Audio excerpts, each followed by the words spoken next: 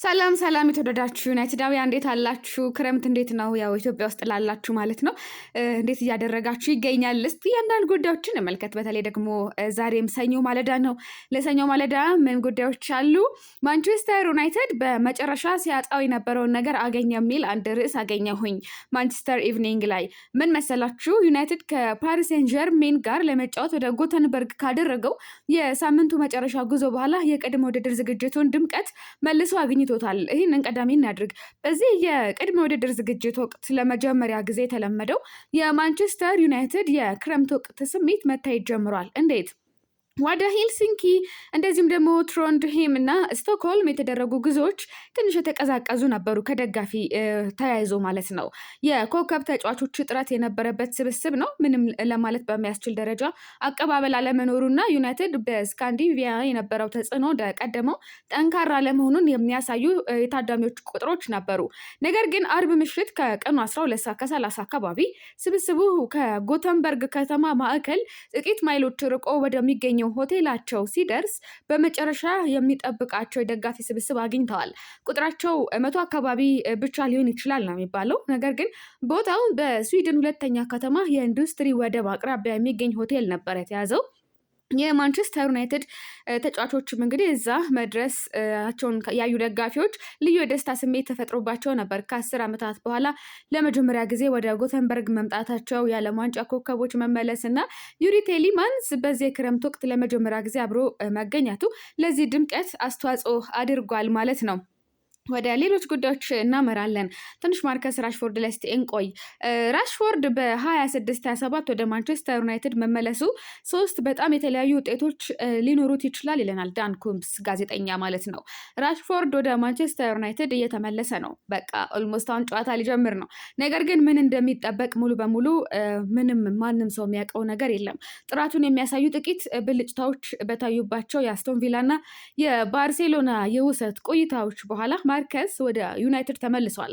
ዩናይትድ እና ራሽፎርድ በከፍተኛ ደሞዙ ምክንያት ገዢ ማግኘት ባለመቻላቸው ክለቡና ተጫዋቹ ለሌላ ዳግም ጥምረት ተዘጋጅቷል። የራሽፎርድ የቀድሞ የቡድን አባል እንዲሁም በሞሪኖ እና በሶልሻየር ስር ረዳት የነበረው ማይክል ካሪክ በክለቡ አሰልጣኝነት በመሪነት ላይ እያለ ይህ አጋጣሚ በትክክል ለተጫዋቹ የሚያስፈልገው ነገር ሊሆን የሚችልበት እድል አለ። ራሽፎርድ ከዓለም ዋንጫ በኋላ እረፍት ላይ የነበረ ሲሆን አሁን ወደ ካሪንግተን የልምምድ ማዕከል ተመልሷል። በባርሴሎና ይለብሰው የነበረውን ያንኑ የጀርሲ ቁጥር 14 በዚህ ውድድር ዘመን ተሰጥቶታል። ትላንትና ራሽፎርድ ተመለሰ። ታዲያ ቁጥሩ ስንት ሊሆን ነው? ማቲያስ ኩኛ 10 ቁጥር ነው። ታዲያ ራሽፎርድ ስንት ቁጥር ይሰጧል የሚሉ ነገሮች ነበሩ። 14 ቁጥር ማሊያ እንደሚለብስ ተነግሯል። ነገር ግን ማንም በግልጽ የማያውቀው ነገር ቢኖር ከራሽፎርድ ምን እንደሚጠበቅ ነው። የተጫዋችነቱ ውጤታማነት ሁልጊዜም የማይገመት ነበር። በአንድ የውድድር ዘመን በሁሉም ውድድሮች ለማንቸስተር ዩናይትድ 30 ጎሎችን ሲያስቆጥር ከዛ ቀደም ባሉትና በኋለኞቹ 2 የውድድር ዘመናት ግን ባለ አንድ ዲጂት ከ10 ያነሱ ጎሎችን ያስቆጠረው። ለራሽፎርድ በ26-27 ሊከሰቱ የሚችሉ 3 አጋጣሚዎችን እስኪ እንመልከት ይለናል ያው ጋዜጠኛው ማለት ነው በዩናይትድ ፎከስ ላይ ሰፋ ያለ ዘገባ ሲያወጣ። የስኬቱ አጋጣሚ የቡድኑ ዋና አሰልጣኝ የሚያሰልፈው ቁልፍ ተጫዋች ይሆናል። በድጋሚ ያንን ጥንታዊውንና ምርጡን ማርከስ ራሽፎርድ ለማንቸስተር ዩናይትድ ሲጫወት እንዲሁም ማይክል ካሪክ መስመር ላይ ቆሞ ሲያበረታታው የምናይበትን ሁኔታ በቀላሉ መገመት እችላለሁ ይለናል። ራሽፎርድ በማንቸስተር ዩናይትድ በርካታ ጥሩ ጊዜያትን ያሳለፈ ሲሆን ለክለቡ በአጠቃላይ 138 ጎሎችን አስቆጥሯል።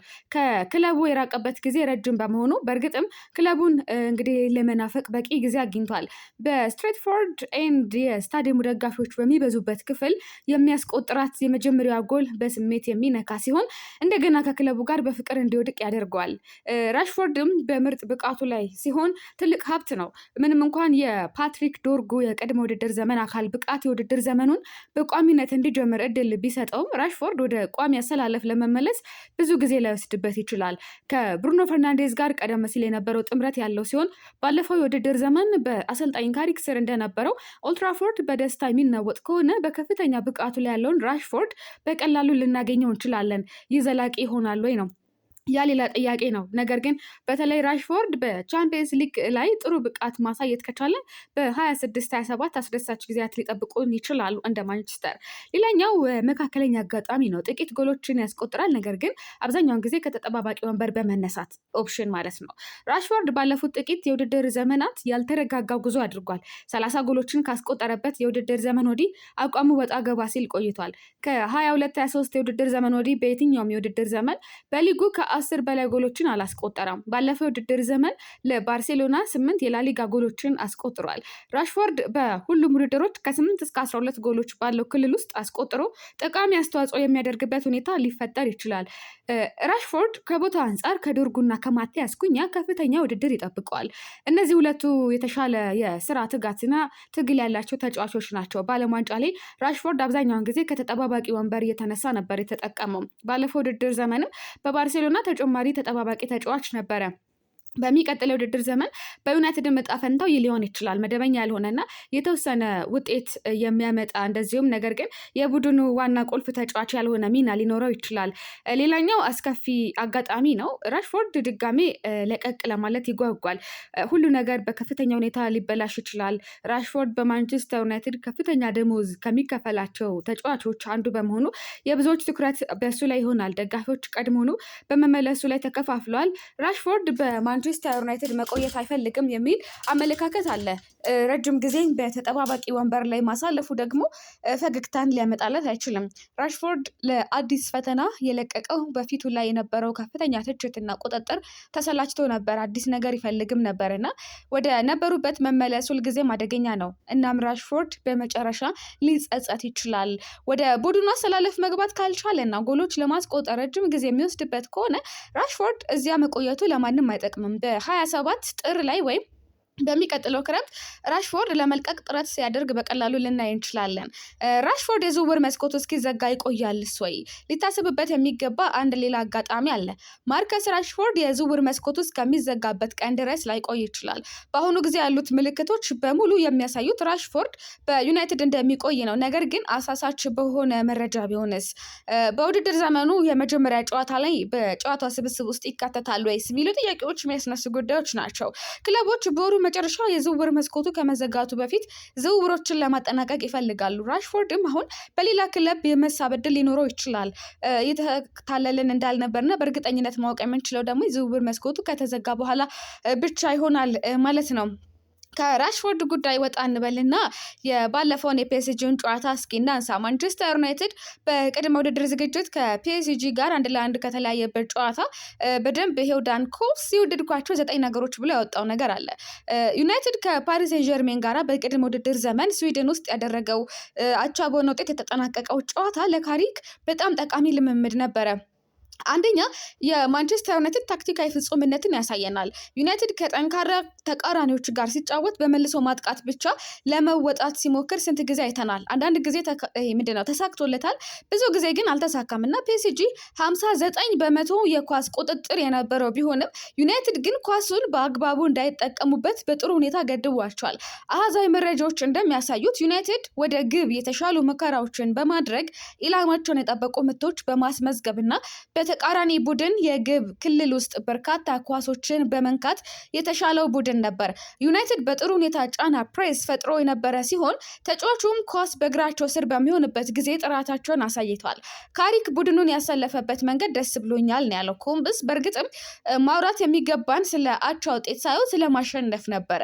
በቅድመ ውድድር ዝግጅት ውጤት አይመዘንም፣ የሚመዘነው የቡድን ብቃት ነው። ይህ ደግሞ በዩናይትድ በኩል እንደ አንድ ስብስብ የተደረገ ሙሉ በሙሉ በራስ መተማመን የሞላበት ብቃት ነው ማለት ይቻላል። ሁለተኛው የአማድና የብሪያን ምቤሞ ጥምረት ነው። አማድና ብሪያን ምቤሞ ባለፈው ውድድር ዘመን በሩበን አሞሪም ስር በተጠቀሙበት ታክቲክ በክንፍ ተከላካይ እና ክንፍ አጥቂነት በመጣመር ምርጥ ብቃታቸውን አሳይተዋል። ሁለቱም ተጫዋቾች ከወርቃማው የአፍሪካ ዋንጫ በኋላ ብቃታቸው ቀንሶ ነበር። ማይክል ካሪክም በማንቸስተር ዩናይትድ ማሊያ ያሳዩትን ጥምረት መልሰው እንዲያሳዩ ለማድረግ ታግሎ ነበር።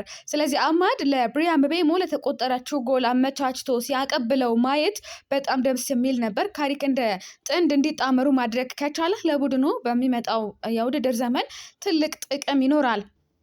የብሪያን ምቤሞ ፈጣንና ስለታም ብቃት ሌላኛው ነው። ብሪያን በተናጠል እንግዲህ ማሳየት ያስፈልጋል ስለሱ። ቤንጃሚን ሺሽኮ አሁንም በጨዋታው ላይ ባለመኖሩ የማጥቃት መስመሩን የመምራት ኃላፊነት ለኤምቤሞ ተሰጥቶታል እና ብሪያን በዚህ ቦታ ላይ ከዘርኪዚ የበለጠ ለግብ አስፈሪ ተጫዋች ነው። ካሪክም በዚህ ውድድር ዘመን የማጥቃት መስመሩን ማን መምራት እንዳለበት ምቤሞ ወይስ ሼሽኮ ከባድ ውሳኔ ጠብቋል። በመክፈቻው የጨዋታ ቀን የብሪያን ምቤሞ በቋሚነት ይጀምራል ብዬ ጠብቃለሁ ነው የሚለው ዳን ኩምብስ። አቋሙን እየገነባ መምጣቱን በጣም ጥሩ ነው። ያስቆጠራትን ጎል በአግባቡ የተጠቀመባት ሲሆን ተጨማሪ ጥቂት ጎሎችንም ማስቆጠር ይችል ነበር ሲል የተናገረው የብሪያን ምቤሞን ጠንካራ ብቃት ሲያነሳ። አንድሬ ሳንቶስ ሌላኛው ነው።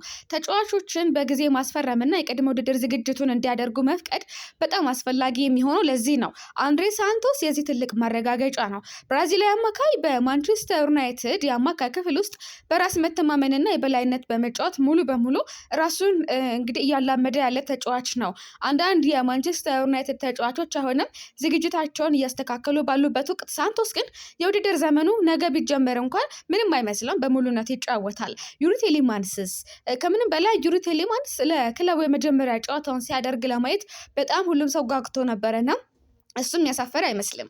ቴሌማንስ ለ25 ደቂቃ ያክል ተጫውቷል። ለማንቸስተር ዩናይትድ የማሸነፊያ ጎል ልታስገኝለት ተቃርባ ነበረ። እንግዲህ ያቺ ቀጥተኛ እና ፈጣን የኳስ ማቀበል ችሎታው ምን ያክል ብቃት ያለው ተጫዋች እንደሆነ ያሳየበት ነው።